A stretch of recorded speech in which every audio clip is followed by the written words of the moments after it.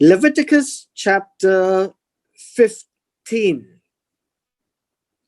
Leviticus chapter 15 is part 3 of skin diseases. We started in Leviticus chapter 13, and then we finished chapter 14 yesterday with regards to the leper. And now in chapter 15, as a conclusion, it is dealing with other skin diseases. Now, skin disease is a problematic illness because not only you can actually see, you can actually, in that hot and cold environment, skin diseases generally is very contagious. And whether it's dangerous or not is another matter, but it is very contagious. So we saw in the event of a leper and the leprosy illness that it needs to be, the clothes needs to be burnt away. And people who has that has to be isolated and have to live outside the camp. But eventually they do recover. Now in chapter 15, it speaks of a different kind of skin problem. So it says, the Lord spoke to Moshe and Aharon, say, speak to the children of Israel, all of them. And this time Aharon is back in the picture. Say to them, when any man has a discharge from his body. Now this is actually a bit difficult to explain. So let me try. A discharge is something that is flowing.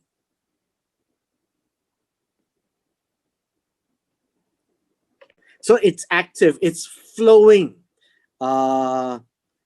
Maybe like water. Maybe it's gushing out.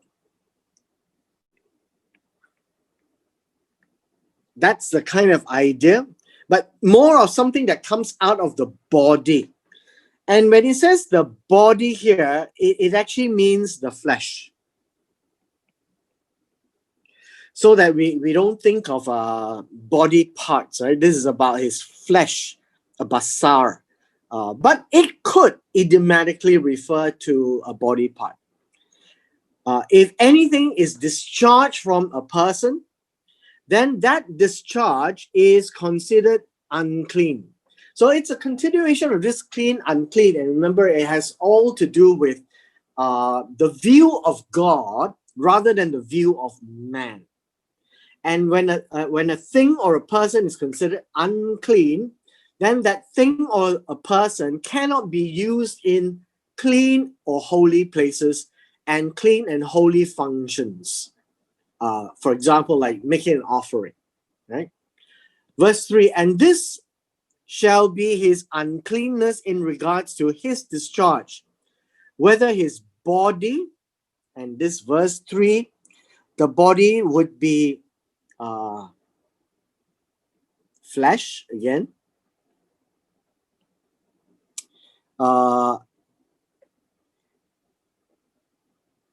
And this discharge is considered a flow, an issue. And interesting, this is an issue that is called unclean, an issue of the flesh, runs with his discharge. Whether the body runs with the discharge, this would be something that gush out. Let me just put it back. Something that gush out. Okay. Or his body has a flux. A flux could be a discharge, stopped up by his discharge. A discharge, an issue of something from inside the body.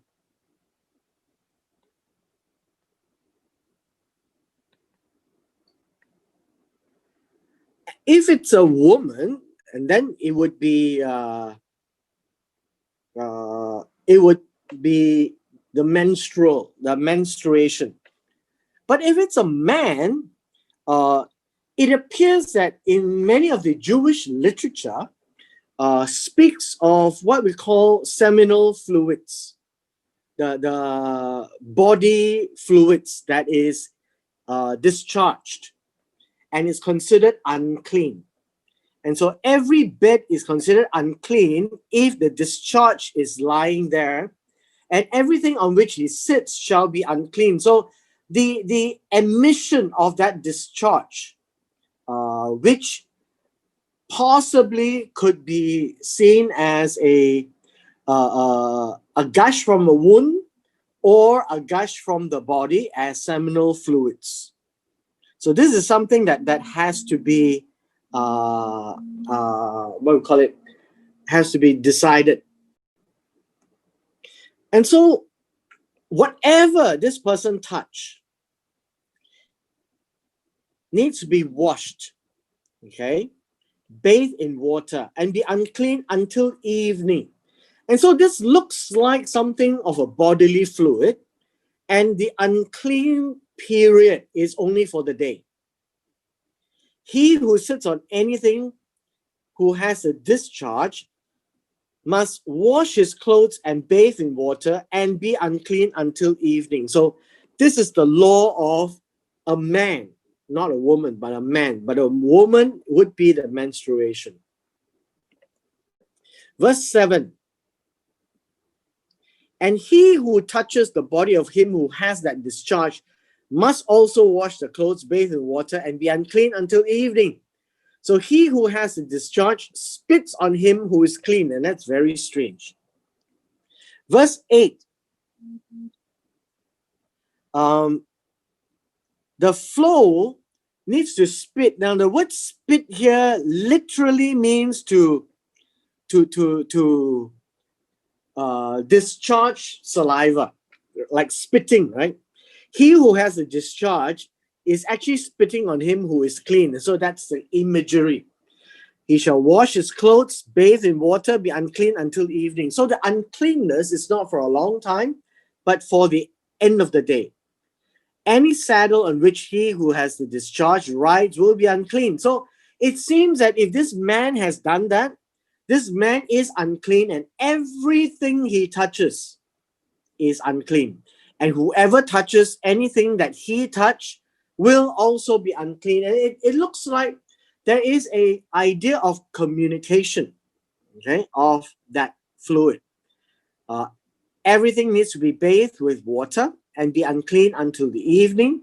And whoever has one discharge touches, not rinse his hand in water, he must wash his clothes and bathe in water and be unclean until the evening. So these are the laws of the discharge, the man with the discharge. The vessel of earth that he touches must be broken. Vessel of wood, rinse with water. The one who has a discharge is cleansed of his discharge when? After the end of the day, and he shall count for himself 7 days for his cleansing. Wash his clothes, bathe his body running, then he shall be clean.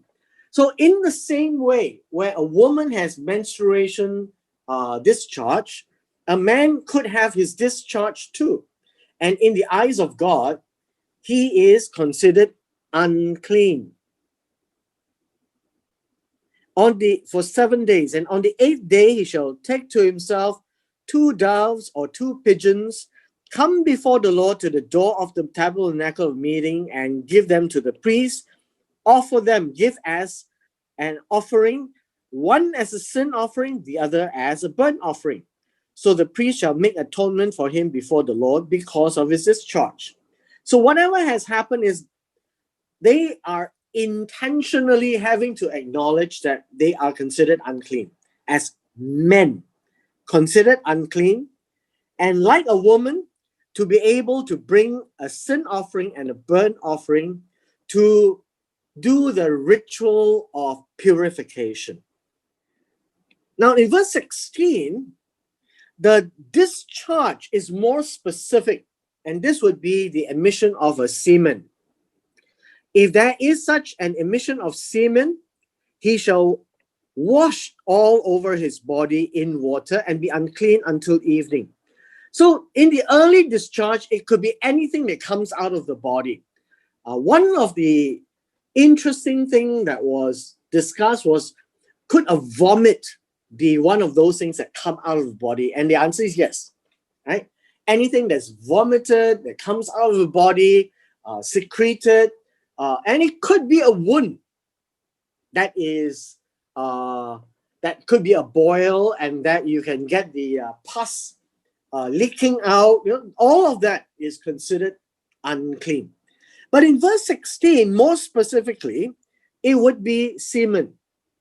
And that he should wash his body, and then anything where there is semen shall be washed with water, unclean until evening. And also when a woman lies with a man where they have sex, and there is an emission of semen, they shall bathe in water and be unclean until the evening. So this is how in the law of God for the Israelites, they have to observe clean and unclean periods.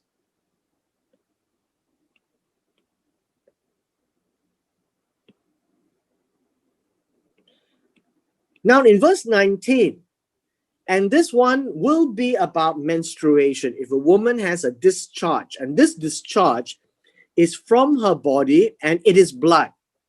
So it also means that if in the above, it could be something else that comes out of the body, right? She shall set apart 7 days. Anyone who touch her will be unclean until evening. Everything that she lies will be unclean, and everything that she sits will be unclean. So the principle is the same. Man or woman, right? Touch her bed will be unclean until the evening.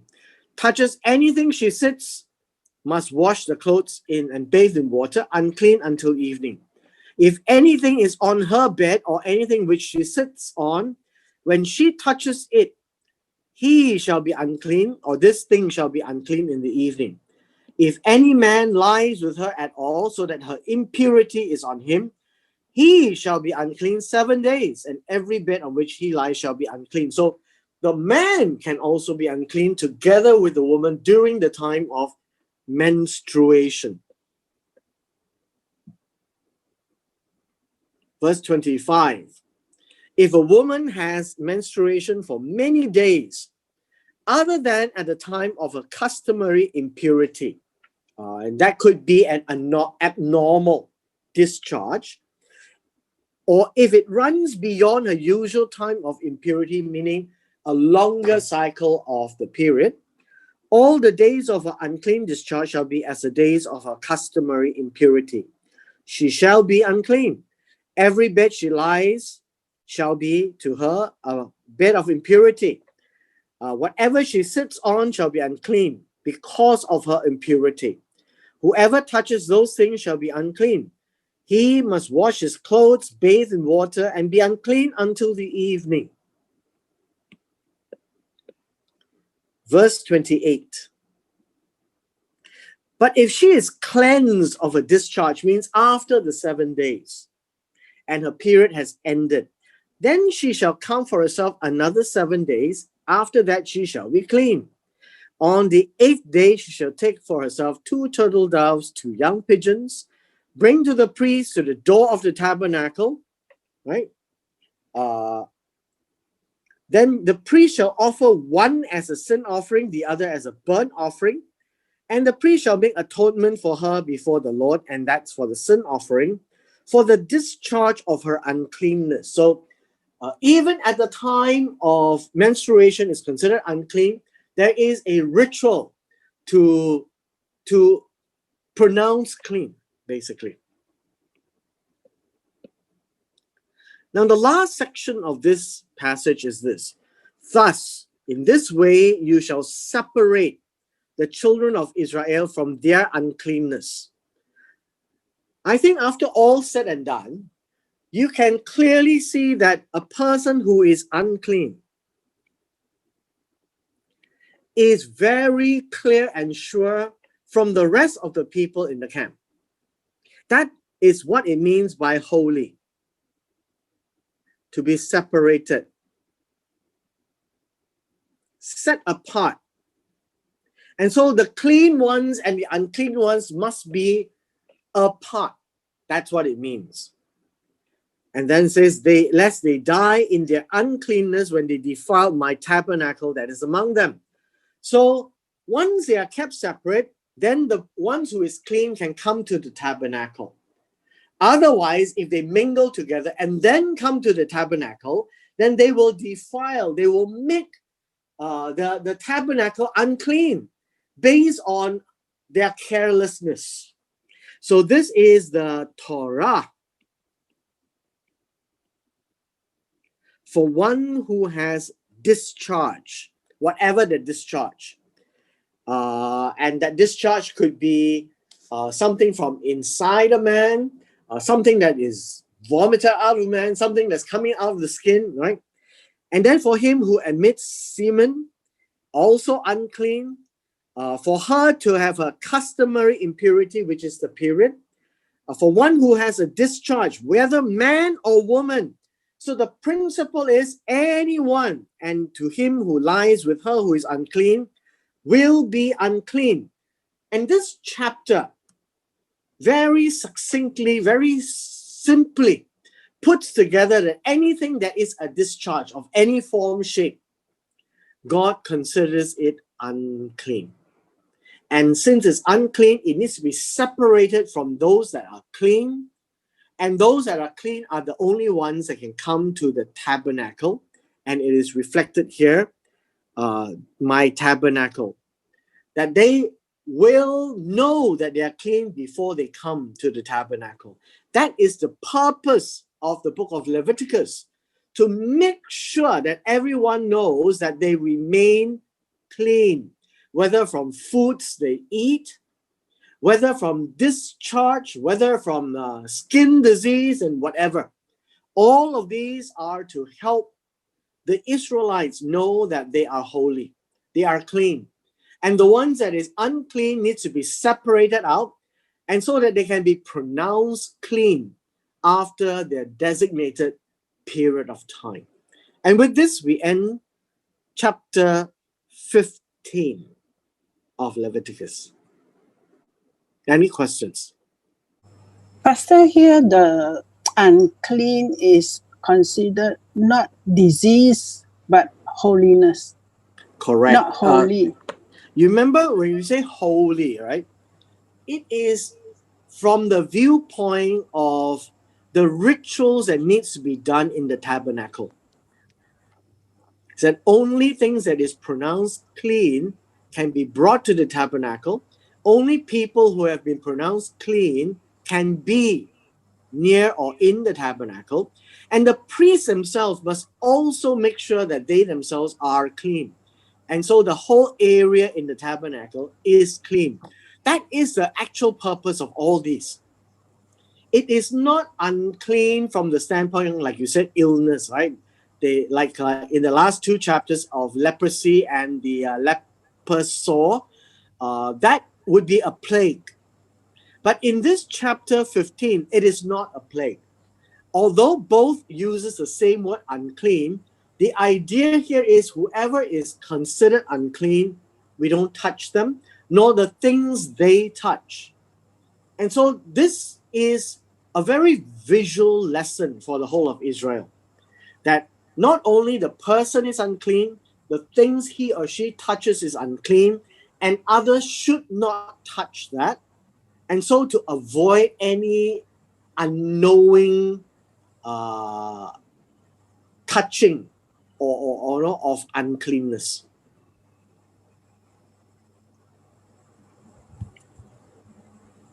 For this chapter, the initial part talking about discharge, to me it sounds more like disease. Whereas when the semen and the menstruation, that part is more of physical, it's a normal thing, but then yes, you're right. That's why I said the first part called discharge. We don't really know because the word doesn't describe a whole lot. It could be something that is coming out of a person, whether it's from the vomit or something like that, or it could be an outbreak of the skin. It could be pus. It could be, yeah. I mean, from that standpoint, it could be some illness of some sort, which is not described, but it has the characteristic of something that flows out. And So I think that would be a broad enough category that God is saying anything that comes out that is abnormal, he is unclean, don't touch. So in a way, it would be a way of separating the people who are healthy from those who are not. so for the first category, people who, for example, today having COVID-19, they will have a lot of discharge, so they are unclean.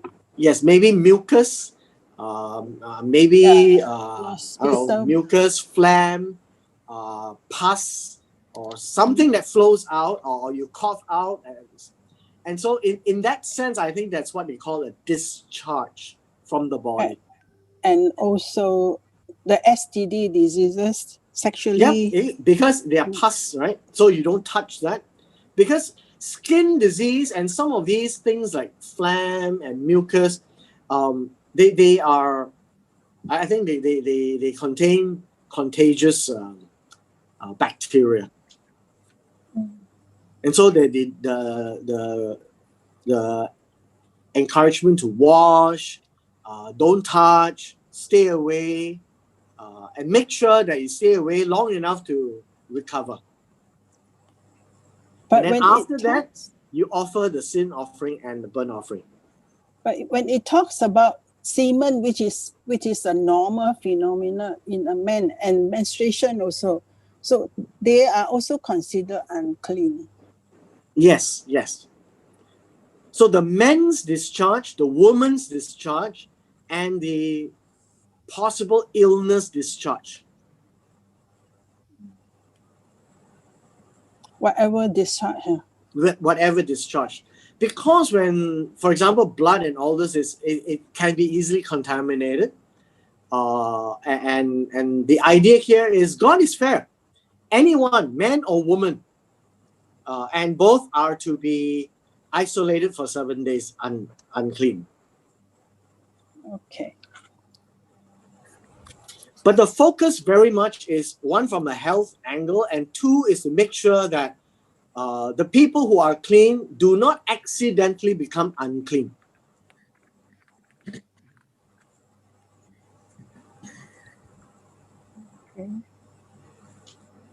Okay. Why 7 days? Interesting. I don't really have an answer for you. We keep seeing 7. Seems like 7 is a natural period to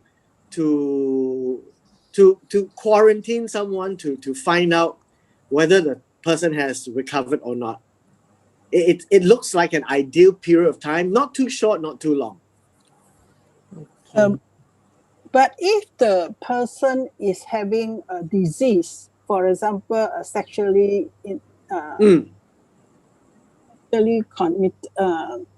disease, the person has to be treated before you can say that person is unclean, even after 7 days, right?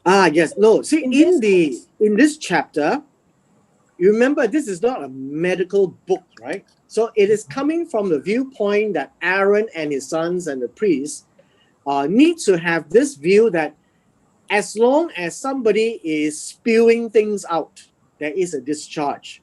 Stay away. That would be what chapter 15 is saying, because it is coming from a viewpoint of the tabernacle, and not from the person himself. So they could have been treated actually. They could have, yeah. They could have been. It's not written here, correct. Because from the priest's viewpoint is that they have to protect the sanctity and the holiness of the place. So they must know, and they should know, and they should check, or they should ask, or they should do all the investigation, so things would not be overlooked, and then God wouldn't be angry. Okay. So whatever benches or bed that they are supposed to have it clean, the priest will take the role, is it, to go to the house and do, or it No, will be the people will have to do themselves. mm, The people have to do themselves. it's The just like priest's the role is very sanitization much to make sure that the tabernacle is clean. clean. Mhm. Yeah. Okay. Always look at this chapter, these kind of chapters is from God's viewpoint, not man's viewpoint. I mean, some people say, hey, that's not fair. Nothing to do with fair and not fair. It's God's viewpoint, so that the priest will know what to do, and it's clear. It's not like all this confused SOP that's coming out. This is really clear. You see it, don't touch. Finish. There is no entertaining people who complain. Okay? Okay. All right. Bye. Thank you. Bye bye. Thank you.